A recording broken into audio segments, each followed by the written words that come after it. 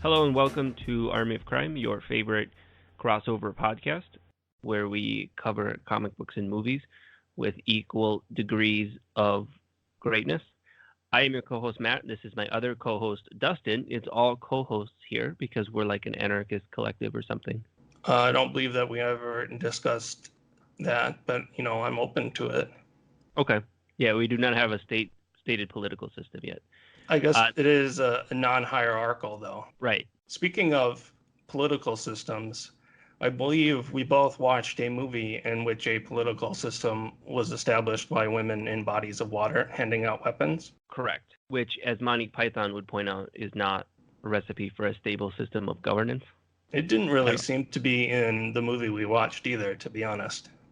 Our two topics this episode are Hellboy in Hell, written and drawn by the fabulous and munificent Mike Mignola, and the movie Excalibur, directed by John Boorman. That's true, and both of these things involve someone drawing the sword out of the stone. Right, they actually have a weird connection with Arthurian myth, although the Arthurian touch in Hellboy in Hell is pretty light. Do you want to talk about, I guess we could talk about Excalibur first.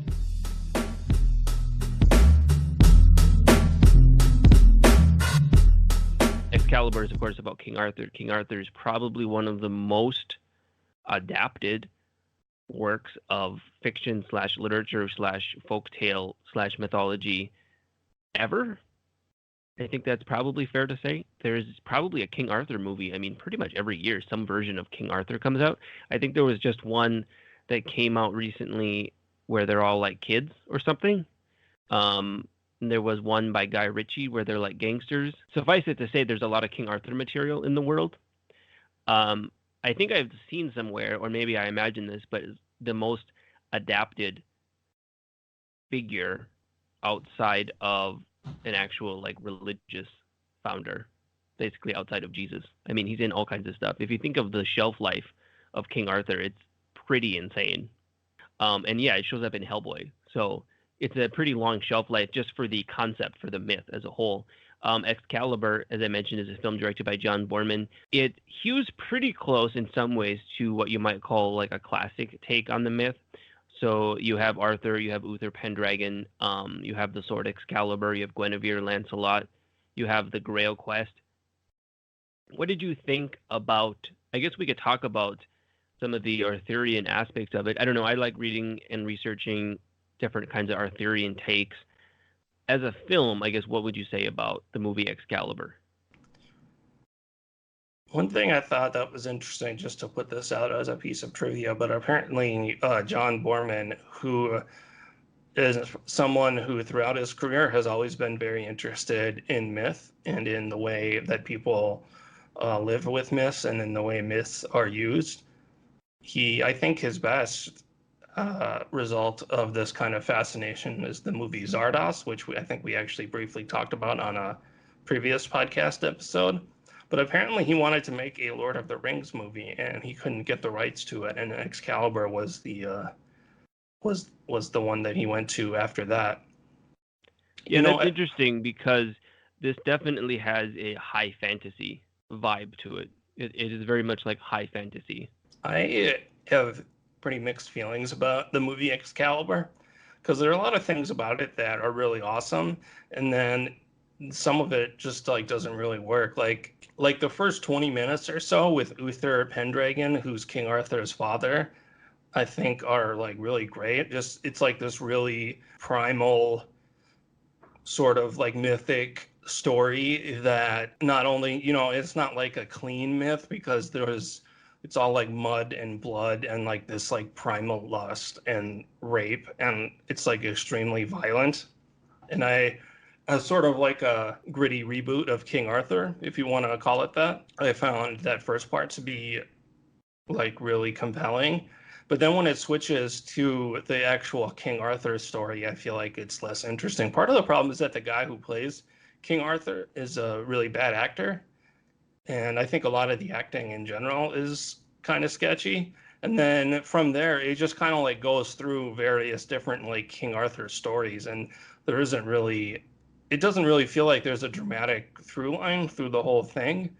So as like a piece of drama, I find my interest kind of flagging over the 2.5 hour runtime. It's all these like little vignettes where he's adapting these like different Arthurian legends, but as like an entire film, I feel like it doesn't hold up that well. It doesn't hold together that well. But all that being said, like the first 20 minutes, I think are great, and there are also lots of really wonderful like visual touches, like the part right before they found the round table. You have this like sort of battle scene with all these guys with torches in the night, and John Boorman has often been a really wonderful visual stylist, and I think there's a lot of like really great visuals in this film and just a lot of really striking images that kind of get at this like perfect gritty myth kind of thing, which sounds like kind of a cliche now, and maybe it was a cliche then too, but I think the visual instinct is there, but I just feel like there's kind of a lack of drama. Yeah, there's a couple different angles I want to take on that. I agree with you that there's a lot of great visuals, some of which would include, for example, Lancelot fighting with himself is very cool. And he gets like stabbed through the side, and it's like a self-inflicted, almost like a spiritual wound. I think that's a great sequence. The sequence towards the end where Arthur is healed and they're riding through the cherry blossoms, and you have like this tracking shot that must have been from a truck riding directly in front of where his horse was, because you have Arthur in the foreground riding his horse and everybody else in the background like following behind him as like these cherry blossoms are coming down. That's a great sequence. Visually, Camelot is cool. It's like this fortress made out of purely geometric angles, so it looks very artificial and alien. And I think the whole visual tone of the movie, it's an interesting contrast because there's a lot of earth tones. Almost the entire thing takes place outside. I don't think there's a city anywhere in the movie. It's almost all outside in nature, and there's a lot of riding around. So there's a lot of earth tones, like greens and brown, and it contrasts with the knights and their armor. They're basically in plate armor the entire movie, which of course makes no sense historically or realistically or whatever, but it's high fantasy. They're basically wearing plate armor the entire movie, and they're always shining.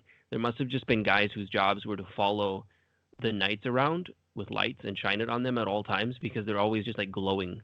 They're like these human stars walking through the wilderness, all of which contributes to the high fantasy tone of it, the high fantasy vibe that it's creating, this whole world.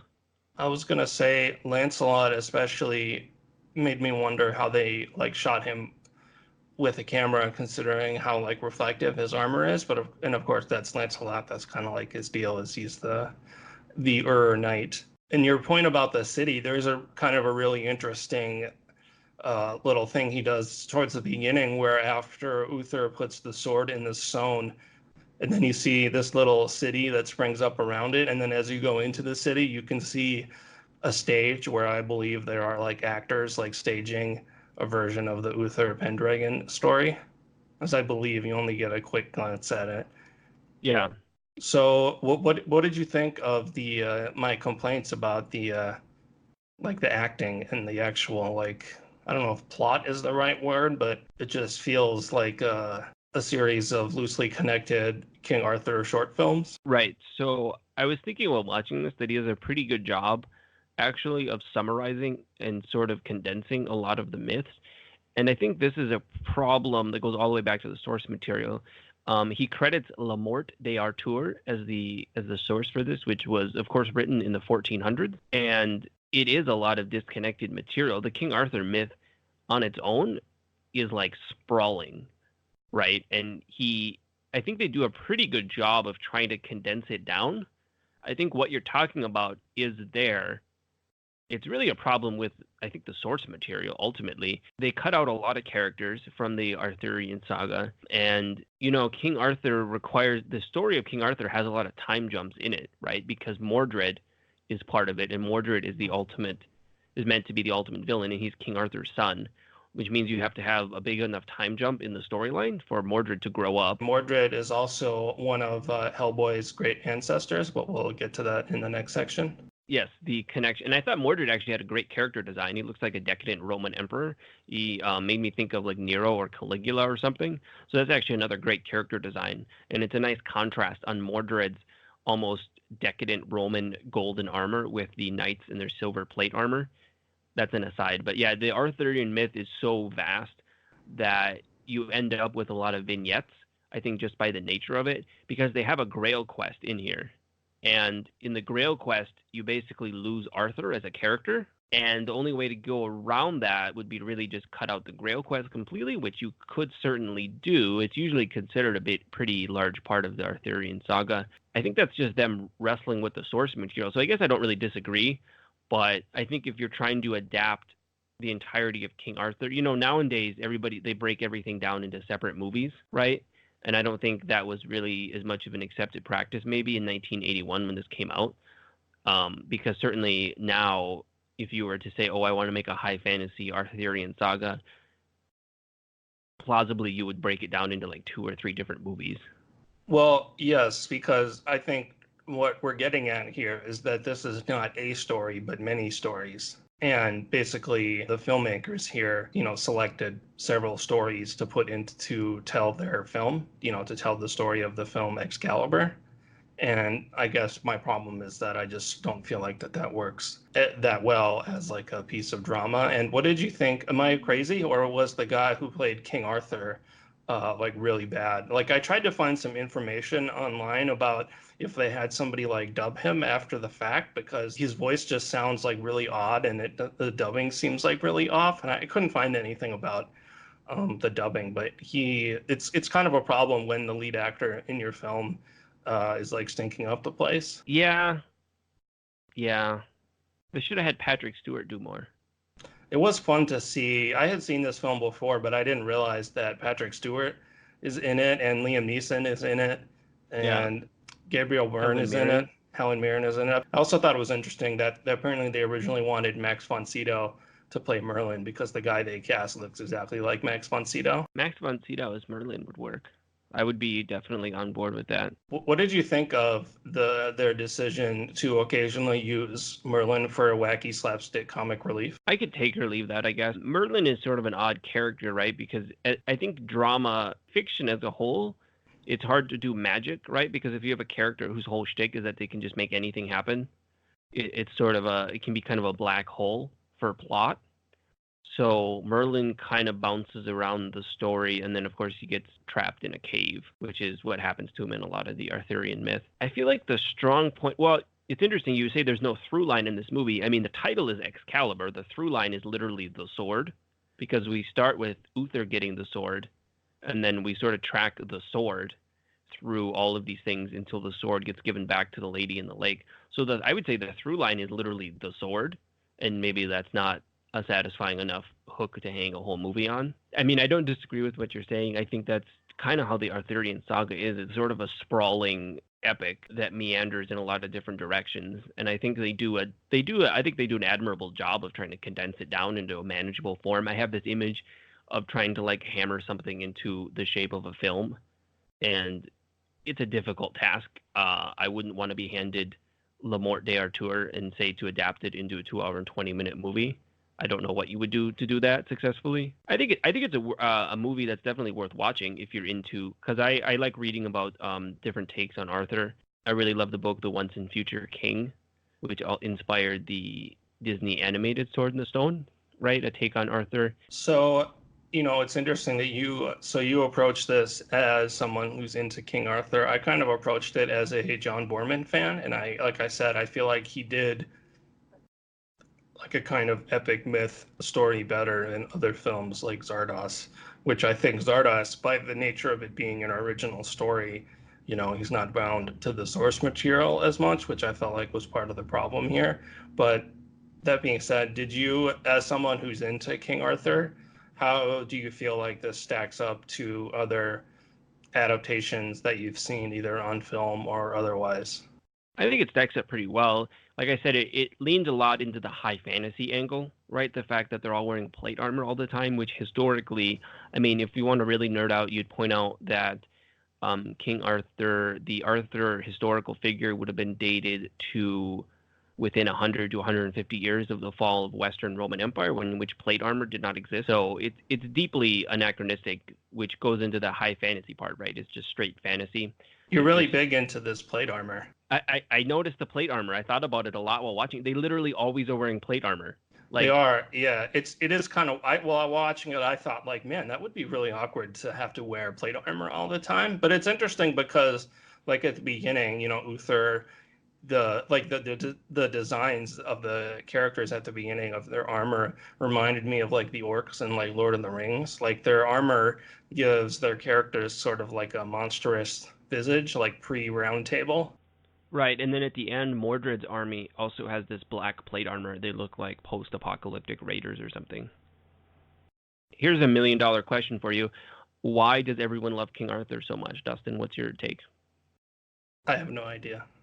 Personally, I've never been found at all that fascinating, but I wonder, since King Arthur is the sort of the founding myth of Britain, right? So, as since considering that the enormous influence that the United Kingdom and British culture has had on the world, including our country and all of the Anglophiles that exist in the world, it kind of makes sense that the founding myth of the British Isles would have a large hold throughout history. But I don't know if I have any great idea beyond that. What do you think? Well, I would say the fact that it's an interesting mixture of both heroism and tragedy, because the characters in it are generally very heroic, but they're ultimately all trapped and doomed by things that are largely beyond their control. And usually, in tragedy, I guess traditionally in tragedy, and I'm not like a genius or anything, but I feel like usually characters are doomed by their own faults. And in Arthur's story, they are doomed by their faults to some degree, but a lot of it's stuff beyond their control, or even stuff that are like positives. Like the whole story between like Arthur and Lancelot and Guinevere, usually there's an angle that's, and they don't do this a whole lot in the movie, but the fact that Arthur is too merciful, and if he didn't love Guinevere, he would just have them both exiled or killed or something, which would be within his power as king, especially during that time period. But he doesn't really know what to do with the fact that his best friend is in love with his wife. And it sort of traps him in this moral conundrum, made all the more literal by the fact that he's literally the king and can do whatever he wants. And there's that element of tragedy, too, of the fact that the whole storyline comes from the thing at the beginning. And this they do capture in the movie pretty well. The fact that Uther impregnates Ygritte? Yes, thank you. I mean, he rapes her. He rapes her with Merlin's help, which sets in motion the whole plot, because then Morgan wants revenge on them for the fact that Merlin and Uther raped her mother, and she gets revenge on Merlin, but she also takes revenge on Arthur, which of course is not really his fault at all, right? So she raises Mordred to take revenge on Arthur, and then I feel bad for Mordred too, because he's really just thrown into this as a child and raised to hate his own father. And it's all tragedy, and it's all stemming from this thing that Merlin and Uther did that is beyond the control of all the characters, except, of course, Merlin. It's Merlin's fault. Well, it's really Uther's fault. Well, it's Uther's fault, too, but Uther's dead, so we can't punish him anymore. And Merlin gets his comeuppance, I suppose. I think that's part of it. I think there's a lot happening in the Arthurian saga that's interesting. It's like a Koch snowflake, which is the thing that has a defined boundary but an infinite interior, because you can almost spin it out into all kinds of angles and all kinds of things. But yes, as a movie, I'm not going to dispute what you said. Visually, though, it is really cool. I mean, as a movie, that's what it is. And the music is good, too. It's almost too much. Like, if you were to just play me a clip from this, I feel like I would think it was dated or something. But when you're watching the movie, it works. Did you know that this is Zack Snyder's favorite movie? I did not know that, and that's very interesting. Do you want to have any final word on Excalibur? John Boorman's Excalibur? I thought it was a good movie. I thought it's worth watching. It's a high fantasy. I feel like you say that about all the movies we watch. Do I not trash any of the movies? Am I too nice? I mean, does it stand alone as like a great film? Would you just recommend it to, Eddie Punchclock on the street? I would recommend it if you like fantasy, if you like epic, if you like swords and sorcery or medieval stuff. I maybe would not recommend it to just random Joe Sixpack off the street corner. Okay. Well, sorry, continue on with what you were saying before I rudely interrupted you. No, I think that pretty much sums it up. All right. If you like Arthur stuff, I mean, it's as close to a classic take on the story, but with a modern sensibility. I mean, that's basically the whole thing in a nutshell.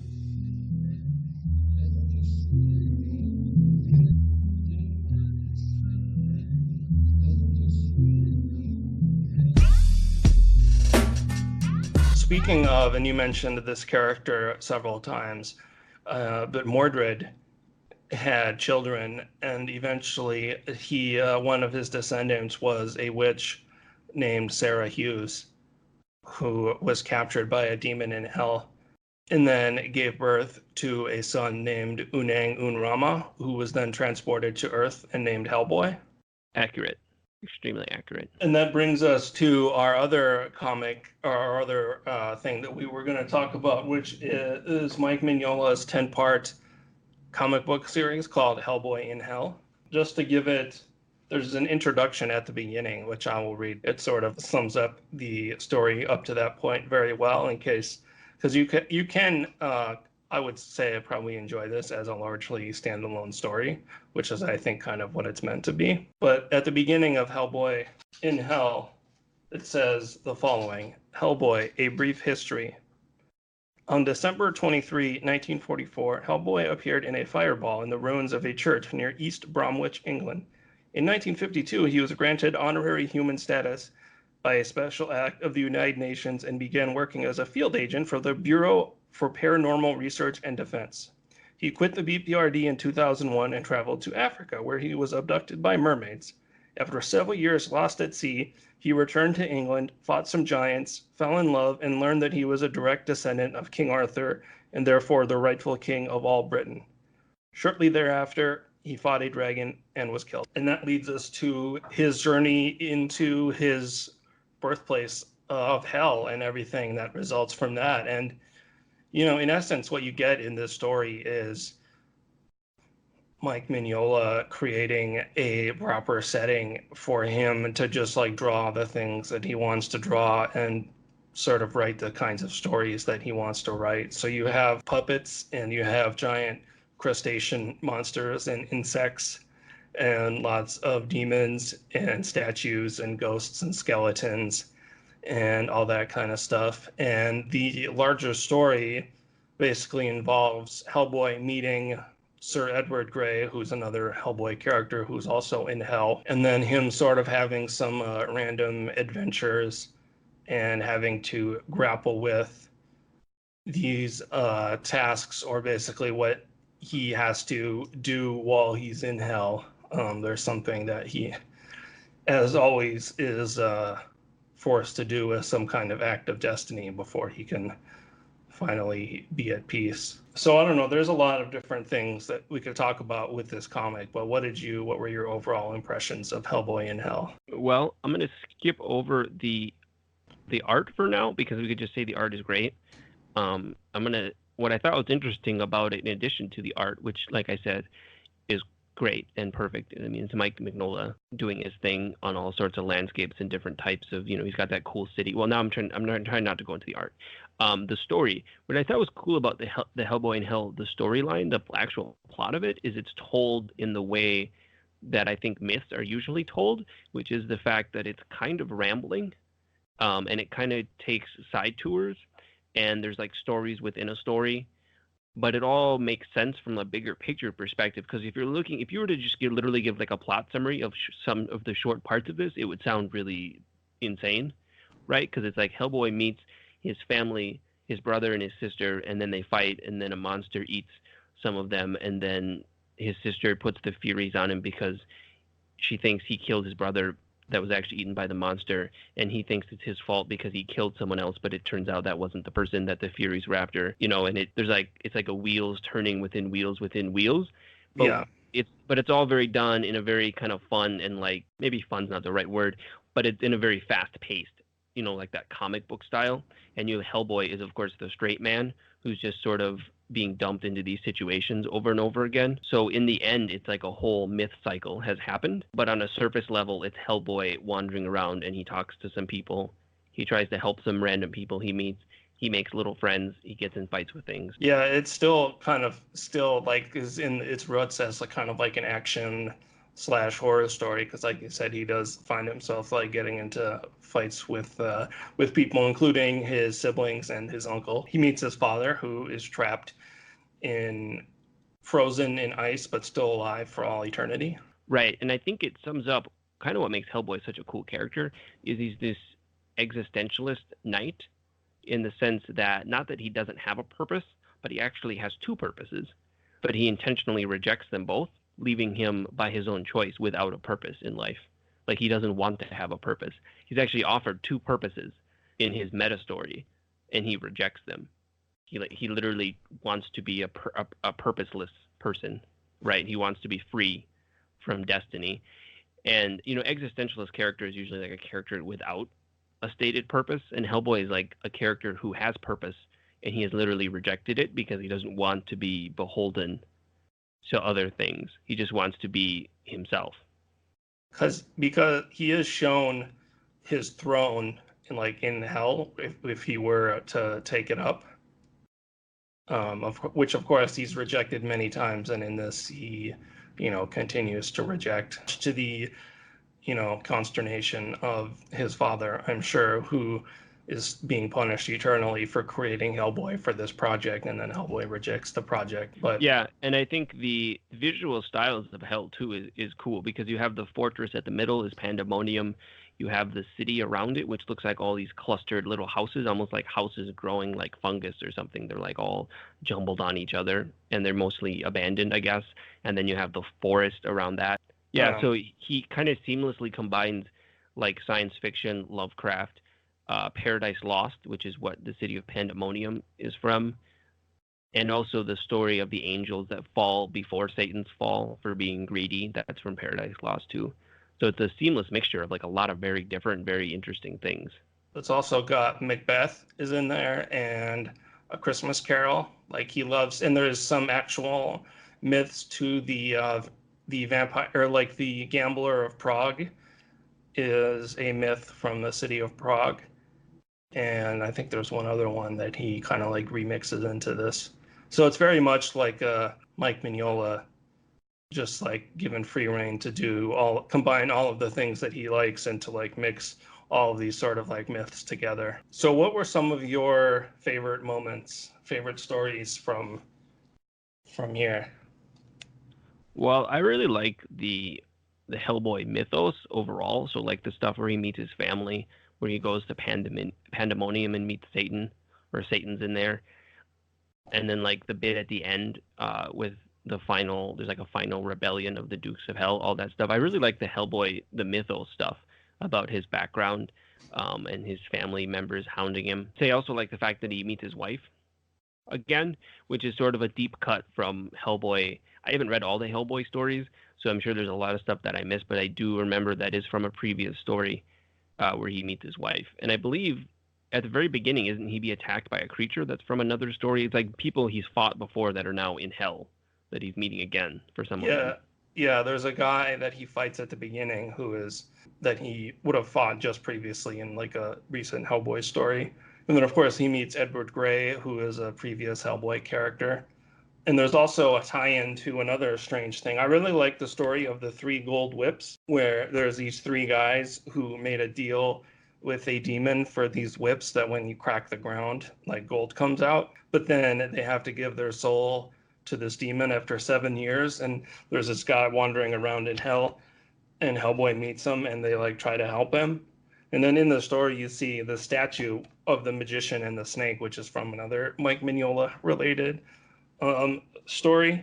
But the 3 gold whips is pretty great. And then I also really like the story of the trials of Dr. Hoffman. There's a guy, and then there's this like demon who's like really got it out for him, for the simple reason that the doctor did not help his friend with the golem that he created. Yeah, I thought that was fun. It's like a little trial in hell.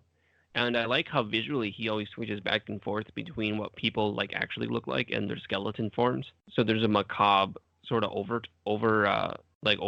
to it. And it's Oh, all kind of absurd, right? Because it's in hell, but they're like trapping a ghost inside a cat.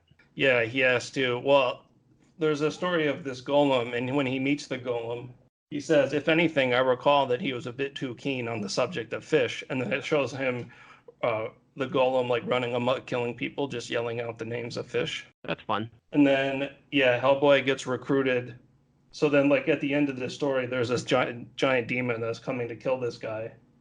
And then the doctor recruits Hellboy to help. And he says, which I felt like this is a perfect summation of like Hellboy's like nonchalant attitude to this kind of stuff, where this guy is holding a dead cat and a piece of string, and he says, I'm going to lie down in this trunk. If you could just keep him occupied while I trap his spirit inside this dead cat. And then Hellboy's just like, okay. Yeah. His response to stuff is usually just a shrug and be like, okay, yeah, sure. Yeah, sure, whatever. I love the way Mignola will, like, his stories always have these visual asides where, you know, he like never stays rooted in like the reality of the story.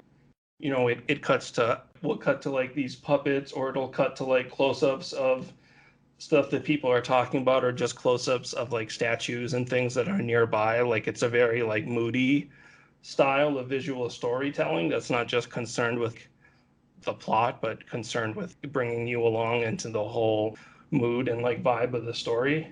You know, like in the story where the guy is trying to trap a spirit in a dead cat, you have Hellboy standing on top of the trunk where the guy's hiding with the dead cat and the string, and then this giant demon attacking him, which is like this really impressive, like kind of actiony splash page. And then under that, you have a close-up of the dead cat and the doctor saying, I'm here. And then a close-up of the dead cat's eye, and it says, come to me. And then after that, there's like a black panel. So I find that's kind of stuff like really effective in terms of just like building a mood and adding a kind of emotional resonance to these like mythic stories, which are on the surface like kind of ridiculous. Yeah, and to compare it to film, because oftentimes, you know, they're both visual mediums. We make a lot of easy comparisons between them. But there's this thing you can't really do in film, which is kind of what you're talking about here. Or to put it in film terms, it's a mixture jumping back and forth between like wide shots and extreme close-ups of things. Well, And it's if you, kind of like I kind of like would almost think of it as like a montage, yeah, where it's like you're cutting. But what a comic book lets you do is, because the page is like a whole work in and of itself, you know, you never lose. Whereas like in a montage, you can potentially like lose track of the original idea, like if you keep cutting to random things. I mean, it depends like how you do it, but that's kind of the idea. But there's something about doing it inside of a page where it's like you have the page as the unit of the story, and then inside that you have all these other things which sort of like guide you through it. right. It's Yeah, a lot more seamless. Whereas in a movie, that would be probably could get very jarring or seem kind of incongruent. But yeah, in a comic, you can seamlessly jump between a vista of like this kind of dilapidated looking shanty town on the outskirts of hell to like extreme close-ups of individual statues or objects, and then back out to like the wide shot to the splash page, or the vista of like Hellboy walking along. Yeah, and I think he does that very effortlessly. yeah, and it really keeps like the pacing of the story at like a very moody level, whereas in film, like a lot of cuts can like kind of like speed up the story maybe, and like try to and make it more difficult to like establish this sort of like slower, like moody kind of feel. But in the comic, when you do it, you can still like kind of keep this like, you know, slow, like moody, you know, kind of pace, while giving you all these like little asides. Like yeah, like I do think it's kind of like a style of visual storytelling that is a lot, maybe not impossible to do in other places, but I think works really well for like a comic book. And we could talk more about the art, but there's a lot of great designs, and this is something that he's really good at. There's the designs on the creatures, the designs on the landscapes, the monster designs, you know, the tentacle monsters. So much that's just like coming at you, and it's all so well designed. it's just kind of fun to you could really just like page through it and just kind of look at all the stuff that's happening. Yeah, he really has a love of like these sort of like insecty, crustacean-y sort of monsters. Like he depicts the Furies from myth as like, these three women who are like the spirits of vengeance. He draws them as like giant flies, kind of. They look like a cross between like a fly or like a lobster, sort of. And then there'll just be like random asides where where he just has like this wide panel of like these like ghostly husks of people standing aside a lake in the city of hell, or like he has these close-ups of like a numbered anatomy model, Oh which yeah, which yeah. is something that he is also used in like other stories. Like I don't think Hellboy stories, but there's another um, story that I've read by Mignola, like a non-Hellboy one, where he also, for some reason, the like numbered anatomy model is something that he's really enjoys drawing. Yeah, I mean, just as you like flip through it, there's just so many like wonderful images with. I love the way he draws. He has this really like thin line kind of like style of drawing, and I love the way he draws like mouths on demons. And maybe that's kind of weird, but I just feel like the mouths on these creatures are always just like fascinating looking. And like there's this Yeah. great shot of like a cemetery where it just looks like a pile of gravestones. Right, and it looks like there's literally just a mountain of gravestones, and it makes really no sense as like a cemetery, but they're in hell, and the whole thing follows what we might call like myth logic, right? Like Satan's blood drowns out the fires of hell. A city is just a pile of houses jumbled together. A cemetery is just a mountain of gravestones. It's like a myth logic or a dream logic. I also loved the part where he is walking along and there's all these little fish who are like, "Help me, help." And then his guide explains to him that the fish are, I believe they're not like damned people, but just the wasted lives. And then there's a giant smith who is supposed to be the guy who like built hell, I believe, or built the city of Pandemonium, who takes the fish and hammers them like on his anvil and then throws them into this giant pile of these like little red like metal men. And we are told that this giant pile of little metal men is supposed to be the army that Hellboy would command if he were to take up his destiny as like one of the lords of hell and then like conquer the world. Yeah, and that's that great use of myth logic or dream logic, right? Wasted lives into fish, into a smith, into soldiers, into Hellboy's destiny. It's that like wheels within a wheels thing that I think is so fun to read. If you were to just read like somehow if you were to just read excerpts of this, it would probably seem really random. But when you read the whole thing, it's like this whole tapestry, and it's the story within a story within a story within a story. What would be do you have a final summation of Hellboy in Hell? What would be your blurb, your cover blurb? Because I think we're basically both agreed that it's pretty great for a variety of reasons. Yeah, it's wondrous in so many wonderful ways. Like I could rave about it all day. It's like we said, there is a overarching story through the 10 issues, and that story ties into the overarching Hellboy mythos. But then within that, there's all these like little asides and like other random characters that he encounters. So you get kind of like the best of both worlds in that regards. But to sum it up, I mean, in summation, I would say that Hellboy in Hell is basically the culmination of Mike Mignola's work as a cartoonist, in the sense that it's like a purely distilled version of all of his interests.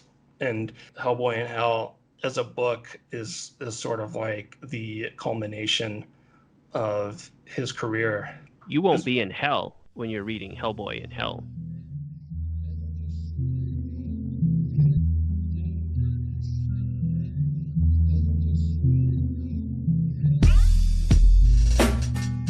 So anyway, Matt, that Yes, was some mythic storytelling that we talked about. Do you have any sure other was. have any recommendations for things mythic or not? Yes, I would actually recommend a interesting piece of Arthurian myth / storytelling. The comic book Camelot 3000, written by Mike Barr and drawn by Brian Bolland. So this is a comic book from 1982, which means it only came out a year after the movie Excalibur came out, interestingly, about all of the King Arthur characters being reincarnated in the year 3000, and there's like aliens and stuff. Now, you might be thinking, that sounds weird. It is kind of weird. It's actually pretty great. It's a take on the Arthur story that's also straight science fiction. They're in the future. They're all still wearing like their body armor and like their swords, but some of the characters get reincarnated into different things. So, for example, Tristan gets reincarnated as a woman. One of the characters is like a samurai. It has Merlin in it, who has a bushy beard and like a wizard cloak, so he looks kind of like you'd expect. Arthur looks pretty much like you'd expect. So in some sense, it is this kind of weird science fiction take on Arthur. But it's also, it's pretty cool. It's a very comic booky kind of concept, right? But I think it does a good job of updating the storyline into a pure science fiction setting, but he still has Excalibur. I don't want to make it sound like I'm like slighting it, because it is pretty cool. It is odd. It's very 80s in a lot of ways. You'll read it and you'll say, yes, this came out definitely in the 80s. So that's Camelot 3000, okay, written by Mike Barr, drawn by Brian Bolland. I have never read Camelot 3000, but I know it's pretty well regarded, so I will have to check that out at one of these days. I'm going to recommend another Mignola book called The Amazing Screw-On Head and Other Curious Objects, which is a hardcover collection of sort of random one-offs, non-Hellboy related stories that Mike Mignola has done over the years, and it has a number of stories in it that are really nice. So it's basically just like a short story collection, if you want to think of it as that, but each one is really well done. And I think I mentioned it before, but weirdly enough, there's a story called The Magician and the Snake, where the story is credited to his 7-year-old daughter, and it's about a magician and a snake who are best friends. And weirdly enough, the magician and the snake reappear in Hellboy in Hell. The Amazing Screw-On Head is a fantastic little read.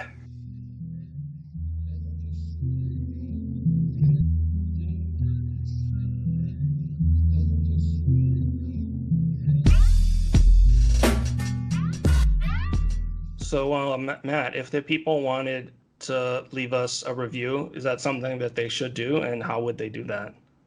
Yeah, so that would be great. So you can leave a review on any podcatcher. Apple Podcast is still considered the big dog of the podcast world. If you want to leave a review on whatever app you use, that would be absolutely great. If any of the stuff we recommend sounds interesting, we try and take the legwork out of finding it. So you just go to the link that should be in the notes for the episode, for the text of the actual podcast episode, and then it should just take you straight to the thing, and it has all the stuff we talked about laid out there. So if you thought it was interesting, definitely leave a review. Say whatever you want. 5 stars would be great, but we're all big boys, so we can take whatever you want to say. You can find us on Twitter. So I am at Army of Crime, and Dustin is at Dustin44444. And our website is armyofcrime.com, where we have the whole thing laid out for you if you want to look through any of the stuff we talked about before. I think that pretty much covers it, doesn't it? I believe so. Any last words? Stay alive out there, everyone.